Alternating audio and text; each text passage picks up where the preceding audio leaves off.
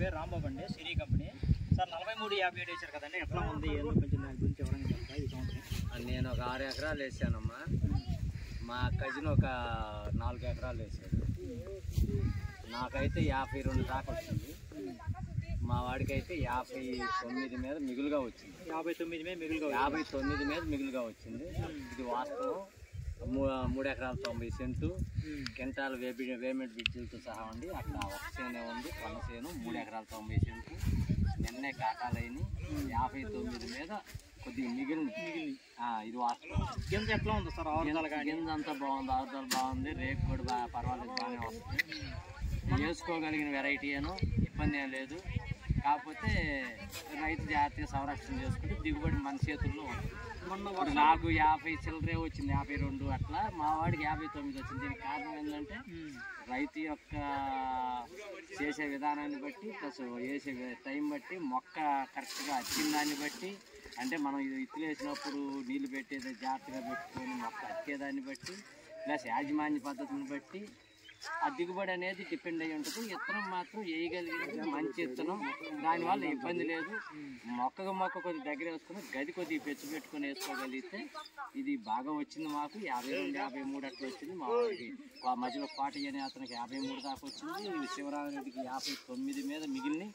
అంటే విత్తనంలో ఏం ట్రబుల్ లేదు, విత్తనం ఓకే. అంత అన్ని రేపు రావటం కానీ, ఆరుదల కానీ, పోతే ఎరవటానికి కానీ అన్నిటికీ అనుకూలంగా. ఆల్రెడీ మేము వేయకముందే ఇవన్నీ నిరుడు వేసినాలి సర్వే చేసి మా పక్కన ఒక ఎకరం అయితే చూసి దాన్ని బట్టి మేము వేయటం జరిగింది. వేసిన తర్వాత అన్నీ కరెక్ట్గానే ఉండే, దీని గురించి ఇబ్బంది ఏం లేదు. కాకపోతే దిగుబడి రాందేం కాదు.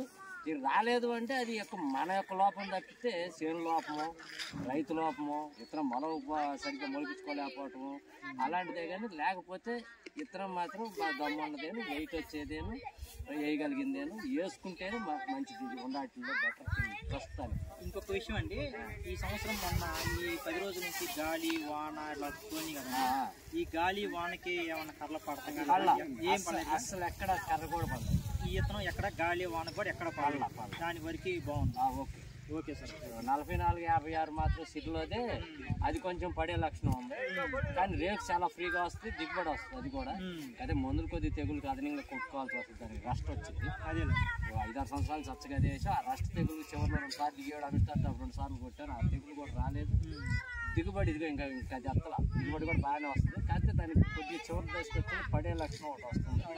అది దీనికి మాత్రం పట్టడం అనేది జరగల. మన గాలికి కూడా పళ్ళ, మన వర్షం వచ్చి గాలి అప్పుడు 20 అయింది, అప్పుడు కూడా పళ్ళ. ఎక్కడ కర్ర కూడా బాగా, ఎక్కడ కర్ర కూడా అన్ని విధాలుగా బాగానే ఉండాలి.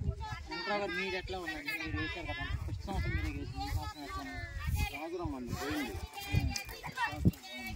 బాగుంటేనే కదా అలా చెప్పింది. పోయిందంటే కారణం ఈ సంవత్సరం అంటే వర్షాల వల్ల, విత్తనం వర్షాల వల్ల 3 ఎకరాల 40 సెంట్లు 3 ఎకరాల పోయింది. అయితే నా ట్రబుల్ అనేది వర్షం నీళ్ళు ఎక్కువ పట్టి చేను నీళ్ళు ఎక్కువ పెట్టాం. అందువల్ల ఈ సంవత్సరం ఎత్తనం ఇలా అందలేదు, దొరకల ప్యాకేజ్ ఇచ్చా ఫస్ట్. పోయిన సంవత్సరం నాకు 55 కాడికి అయింది.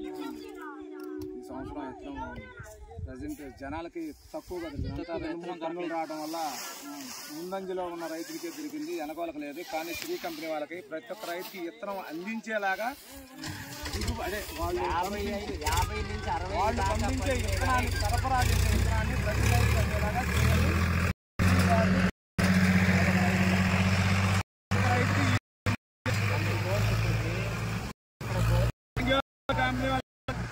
రైతు